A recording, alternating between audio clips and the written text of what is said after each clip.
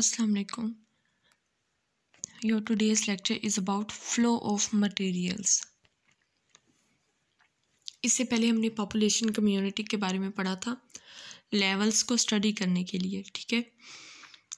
अब हमने देखना है कि किस तरह से जो मटेरियल्स है या किस तरह से फूड है वो किस तरह फ़्लो करता है, ठीक है, हमारे इन्वायरमेंट में या इकोसिस्टम में।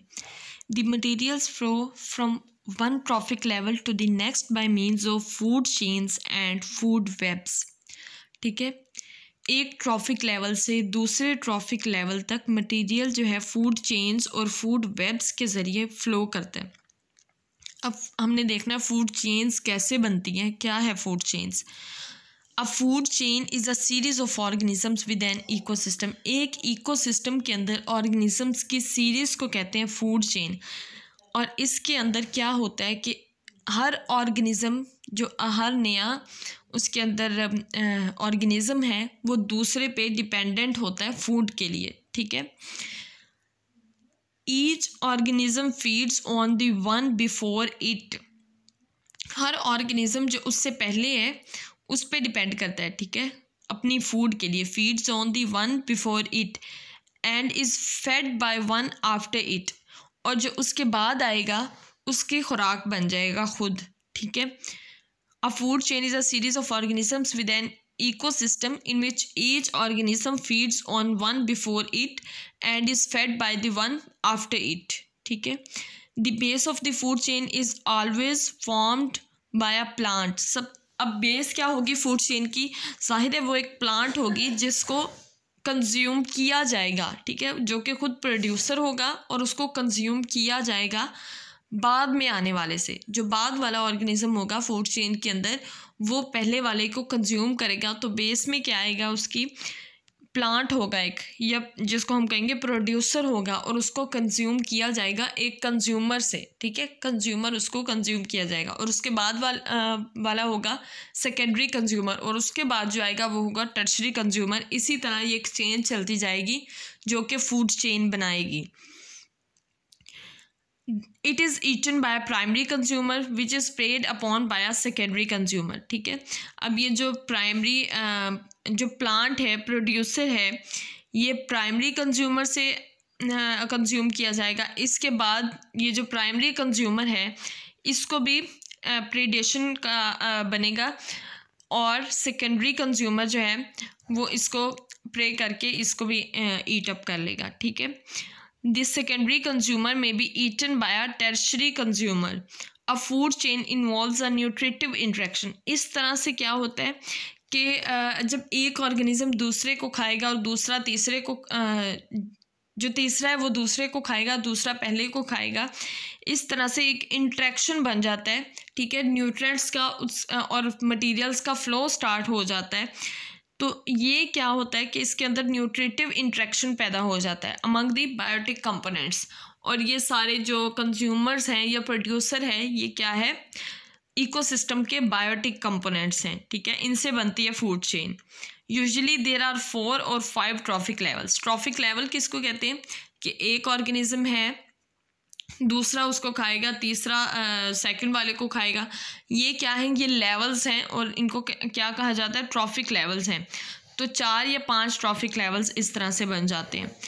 Shorter food provide greater available energy and vice versa, ठीक है। अगर कम फूड हो तो क्या होगा कि एनर्जी ज़्यादा होगी। In nature food chains are very complex. किस तरह से फूड चेन्स कम्प्लेक्स होती हैं कि अगर हम देखें कि एक स्पीशी के कई ऑर्गेनिजम्स हैं जो कि अब अगर हम देखें कि प्रोड्यूसर है प्लांट, उसके ऊपर है कंज्यूमर है। अब कंज्यूमर जो स्पीशी है उसके अंदर बहुत सारे ऑर्गेनिजम्स हैं जिन्होंने कंज्यूम करना है प्रोड्यूसर को या प्लांट को, ठीक है। तो किस तरह से एक बैलेंस क्रिएट होगा कि हर कोई जो है वो अपने हिस्से की खुराक भी हासिल कर लेगा, ठीक है। Food chains are very complex as one organism may be the food source of many other organism, ठीक है, कि एक जो प्रोड्यूसर है प्लांट्स हैं वो कई ऑर्गेनिजम्स का फूड सोर्स हो सकते हैं। Thus, instead of a simple linear food chain, there is a web-like structure कि एक पूरा जाल बन जाता है ऑर्गेनिजम्स का, स्पीशीज़ का, ठीक है। और ये जो फूड चेन्स हैं वो आपस में इंटरलिंक्ड हो जाती हैं, ठीक है। और इस तरह से ये जो इंटरकनेक्टेड फूड चेन्स हैं ये फूड वेब बनाती हैं। Food web can be defined as a network of food chains which are interconnected at various trophic levels. Interactions in ecosystem, वो कौन सी interactions है जिससे food web बनता है, ठीक है। In all ecosystems there are many kinds of interactions among living organisms, ठीक है। इसमें हम दो तरह के interactions पढ़ेंगे, एक intraspecific है और एक interspecific है। The interactions between the members of the same species are called intraspecific attractions, ठीक है। कि अगर जो है एक स्पीशी है उसके जो सेम मेंबर्स में इंटरेक्शंस हैं वो क्या कहलाएंगी, इंट्रास्पेसिफिक। और अगर डिफरेंट स्पीशीज़ के मेंबर्स में इंटरेक्शंस हैं वो क्या कहलाएंगी, interspecific interactions. Some important interactions among living organisms in ecosystems are given below. Competition है in ecosystem. The natural resources क्या हैं, न्यूट्रिएंट्स हैं, स्पेस है, are usually in short supply. So there is a competition among the organisms of the ecosystem. तो ecosystem के जो organisms हैं उनमें एक कंपटीशन हो जाता है ताकि वो रिसोर्सेज को सही तरह से यूटिलाइज कर सकें और फूड सोर्स को अचीव कर सकें। द कंपटीशन में भी इंट्रास्पेसिफिक और इंटरस्पेसिफिक, अगेन ये टर्म्स चूज़ हुई हैं कि कंपटीशन जो है इंट्रास्पेसिफिकली भी हो सकता है कि एक ही स्पीशी के मेंबर्स के दरमियान भी हो सकता है और डिफरेंट स्पीशीज़ मेंबर के दरमियान भी हो सकता है, ठीक है। Intraspecific competition is always stronger क्योंकि वो सेम जो लेवल पे होता है। अगर इंट्रास्पेसिफिक देखा जाए तो अगर एक ही स्पीशी के मेंबर्स हैं, एक ही स्पीशी के ऑर्गेनिज्म हैं तो वो सेम लेवल पे compete करेंगे एक दूसरे के साथ तो वो स्ट्रॉन्गर होगा। और अगर सेम लेवल से नहीं करेंगे कि स्पीशी डिफरेंट है, ठीक है, तो वो इतना ज़्यादा सीवियर नहीं होगा। Intraspecific competition is always stronger and more severe than the interspecific competition. Competition helps in maintaining a balance between the available resources and a number of individuals of a species. Next क्या है, predation है, यानी कि attack करना, इस तरह से अपनी खुराक को हासिल करना। It is an interaction between two animals of different species. ये एक इंट्रैक्शन है जो कि डिफरेंट स्पीशीज़ के ऑर्गेनिजम्स में होता है और बिटवीन अ प्लांट और एन एनिमल, या इसको हम प्लांट और एनिमल के दरमियान भी कह सकते हैं, प्रीडेशन जो होती है। One organism the predator attacks, kills and feeds on other organisms. एक जो ऑर्गेनिज्म है वो दूसरे ऑर्गेनिज्म को प्रे करता है, अटैक करता है, उसको मार देता है और उससे अपनी खुराक हासिल करता है, ठीक है। जिस तरह से फ्रॉग है वो मॉस्किटो का प्रे करता है, उसका शिकार करके उसको इनटेक कर लेता है। इसके बाद फॉक्स है, लोमड़ी है जो खरगोश का शिकार करती है। इसके अलावा यहाँ पे और भी एग्जांपल्स हैं, जैसा कि where a predator is preyed upon by a second predator, कि एक प्रीडेटर है जो कि किसी दूसरे ऑर्गेनिज्म को शिकार कर रहा है, वो भी शिकार किया जा सकता है जो कि खुद एक प्रीडेटर है, ठीक है। और सेकंड प्रीडेटर से, और जो सेकंड प्रीडेटर है वो थर्ड प्रीडेटर से शिकार किया जा सकता है, ठीक है। And the second one is preyed upon by a third predator, जैसा कि फ्रॉग है is preyed upon by a snake, ठीक है। सांप जो है वो फ्रॉग को, मेंढक को खा लेगा, और जो ईगल है वो नेक्स्ट जो है वो सांप को खा लेगा, ठीक है। Frog predator one is preyed upon by snake predator 2 and the snake is preyed upon by eagle predator 3। Certain plants, कौन कौन से प्लांट्स है, पिक्चर प्लांट है, सनड्यू है और विनस फ्लाई ट्रैप है, are carnivorous and live as predators. ये ऐसे प्लांट्स हैं, कुछ इनका स्ट्रक्चर इस तरह से होता है कि अगर इनके ऊपर कोई भी दूसरा ऑर्गेनिज्म इसके ऊपर या इस जो प्लांट की अट्रैक्शन की खूबसूरती की वजह से इसके ऊपर आके बैठता है, तो ये इसको ट्रैप कर लेता है, ठीक है, और इसके अंदर सारा जो मटेरियल है या फूड है वो इनटेक कर लेता है, ठीक है। पिक्चर प्लांट है। पिक्चर प्लांट इसको इस तरह से इसलिए कहा जाता है क्योंकि इसका जो स्ट्रक्चर है वो पिक्चर लाइक है, ठीक है। इसके बाद सनड्यू है और विनस फ्लाई ट्रैप है, ठीक है। Are carnivorous and live as predators. Carnivorous किस लिए है? क्योंकि ये फ्लैश ईटर्स हैं, ठीक है, हैं प्लांट्स लेकिन ये फ्लैश ईटर्स हैं। Such plants live in the areas where minerals and other nutrients are lacking. ये प्लांट्स ऐसी जगह पे होते हैं जहाँ पे मिनरल्स और न्यूट्रिएंट्स जो हैं वो नेचर में नहीं पाए जाते, तो ये इन ऑर्गेनिज्म से जो है वो अपनी खुराक लेते हैं। They feed on insects to fulfil their nitrogen requirements. These plants have mechanism to attract insects, ठीक है। इन प्लांट्स के अंदर कुछ मैकेनिज़म्स होते हैं जो इंसेक्ट्स को अट्रैक्ट करते हैं, जैसे कि इनकी खुशबू है ख़ास किस्म की, इनका जो स्ट्रक्चर है, इनके कलर्स हैं प्लांट्स के, ठीक है। These secrete sweet nectar that attracts the insects searching for food. Their leaves are also modified to capture the prey, ठीक है। नेक्स्ट है सिम्बियोसिस का process. It is a relationship between members of different species in which they live together for a longer or shorter periods of time. Symbiosis जो है वो different species के दरमियान एक रिलेशनशिप है। ये रिलेशनशिप टेम्परेरी भी हो सकता है और परमानेंट भी हो सकता है, ठीक है। सिम्बियोसिस जो है उनकी उसके आगे 3 टाइप्स हैं। पैरासिटिज्म है, म्यूचुअलिज्म है और कमेंसलिज्म है। सबसे पहले हम देखते हैं कि पैरासिटिज्म क्या है। ये सिम्बियोसिस की एक ऐसी टाइप है जो कि डिफरेंट स्पीशीज़ के मेंबर्स में होती है, जिसके अंदर जो स्मॉलर पार्टनर है, 2 पार्टनर होते हैं, ठीक है, उसके अंदर एक थोड़ा लार्ज साइज़ का पार्टनर होता है, एक स्मॉलर होता है। जो स्मॉलर पार्टनर है जैसा कि पैरासाइट है, that drives food and shelter from the body of large partner, ठीक है। तो वो जो है फूड और शेल्टर जो है वो लार्ज साइज़ पार्टनर से अचीव करता है, ठीक है, या उसको होस्ट भी कहते हैं। And in turn harms it, और बदले में उसको नुकसान भी पहुंचाता है। In temporary parasitism the parasite spends most of its life cycle as independent free living organisms, ठीक है। टेम्परेरी पैरासिटिज्म में क्या होता है, जो पैरासाइट है वो अपनी बाकी ज़िंदगी फ्रीली गुजारता है, लेकिन उसकी ज़िंदगी का एक ख़ास हिस्सा वो पैरासाइट के तौर पे गुजरता है, और जिस स्पीशी के ऊपर वो डिपेंड करता है अपनी नीड्स को पूरा करने के लिए, उसको होस्ट स्पीशी कहते हैं, ठीक है।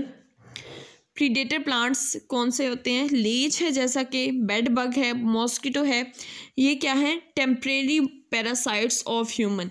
अब जैसे मच्छर है वो इंसानी जिस्म के ऊपर रहता भी है, उससे फूड भी लेता है, शेल्टर भी लेता है और बदले में नुकसान भी पहुंचाता है, ठीक है। In permanent parasitism parasites spend their whole life cycle as parasites. उसके अंदर कुछ बैक्टीरिया प्रेजेंट हैं और तमाम के तमाम वायरसेस जो हैं वो पैरासाइट्स होते हैं, ठीक है। और ये क्या होते हैं? परमानेंट पैरासाइट्स होते हैं। इनका सारा जो ज़िंदगी का लाइफ साइकिल है वो ये पैरासाइट के तौर पे ही रहते हैं। पैरासाइट्स में ऑल्सो भी क्लासिफाइड एज, पैरासाइट्स के आगे 2 टाइप्स हैं, एक्टोपैरासाइट्स है और एंडोपैरासाइट्स हैं। एक्टोपैरासाइट्स जो होंगे वो जो होस्ट बॉडी है उसके ऊपर रहेंगे बाहर की तरफ, और जो एंडोपैरासाइट्स है वो उसके अंदर रहते हैं, ठीक है। Ectoparasites live outside on the surface of the host body and get food from there. Mosquitoes हैं, लीचेस हैं, ठीक है, लाइस हैं।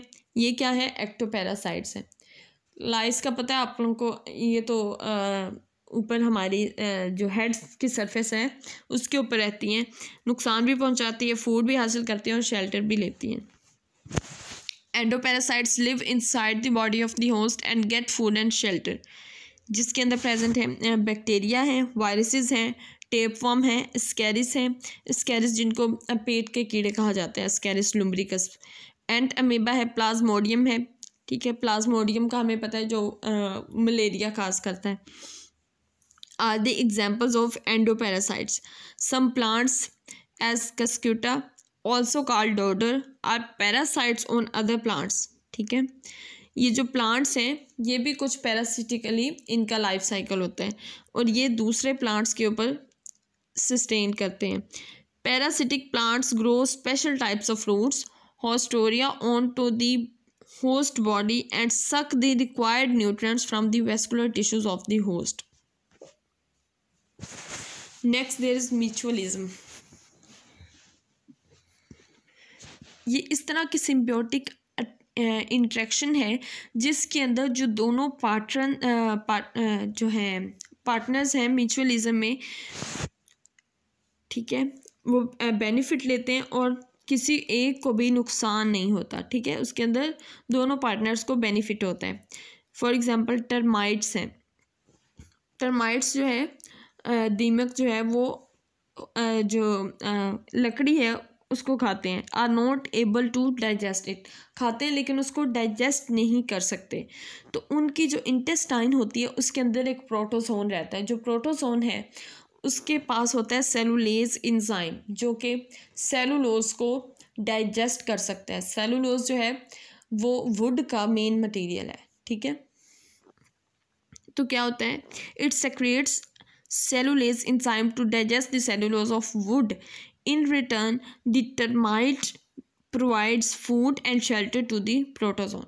टर्माइट जो है वो प्रोटोजोन को फूड और शेल्टर प्रोवाइड करता है, जबकि प्रोटोजोन को वो उसको डाइजेशन में हेल्प करता है सेलुलोज की। ठीक है, द नाइट्रोजन फिक्सर बैक्टीरिया हैं Rhizobium live in the root nodules of the leguminous plants. ठीक है, लेग्यूमिनस प्लांट जो फलियों वाले प्लांट्स होते हैं, पौधे जैसा कि मटर है या ग्राम है, उसके अंदर ये नाइट्रोजनस जो नाइट्रोजन फिक्सर बैक्टीरिया हैं ये रहते हैं। ठीक है, the bacteria obtain food and shelter from the plants. जबकि क्या होता है कि ये फिक्स करते हैं गैसियस नाइट्रोजन को नाइट्रेट्स के अंदर। ठीक है, for the plant which is required for their growth. Next there is commensalism. It is a type of symbiosis in which one partner is benefited while the other neither benefited nor harmed. एक partner को होता है benefit और दूसरा partner affect ही नहीं होता, ना उसको नुकसान होता है ना उसको कोई फ़ायदा होता है। ठीक है, जैसा कि एपीफाइट्स है, एपीफाइट स्मॉल प्लांट्स को कहा जाता है। अब स्मॉल प्लांट्स जो है उनको अपनी एग्जिस्टेंस के लिए बड़े प्लांट्स की ज़रूरत होती है। Found growing on large plants for space only, कि उनको जगह चाहिए अपनी ग्रोथ के लिए। They absorb water and minerals from atmosphere. ठीक है, and prepare their on food, ये खुद ही अपनी खुराक तैयार करते हैं। ये बड़े प्लांट्स पे डिपेंड नहीं करते, सिर्फ स्पेस चाहिए उनको उससे। The larger plants are neither benefited nor harmed in any way. उसके बाद है सक्कर फिश की एग्जांपल। ये शार्क की जो सरफेस है उससे अपने आप को अटैच करके सक करती है। ठीक है, in this way the shark provides easy transport to the sucker fish to new feeding grounds. ठीक है, क्या होता है कि एक जगह से दूसरी जगह फीड करने के लिए जो सक्कर फिश है वो शार्क का सहारा लेती है, शार्क के साथ अपना जो सकिंग करती है। ठीक है, अपने आप को अटैच कर लेती है। इस तरह से जब शार्क फिश फीडिंग के लिए एक जगह से दूसरी जगह मूव करती है तो सक्कर फिश भी उसके साथ मूव करती है और फीडिंग जो ग्राउंड्स है, नए फीडिंग ग्राउंड्स है, वहाँ जाके अपनी फीड को पूरा करती है। ठीक है, अपनी फूड हासिल करती है।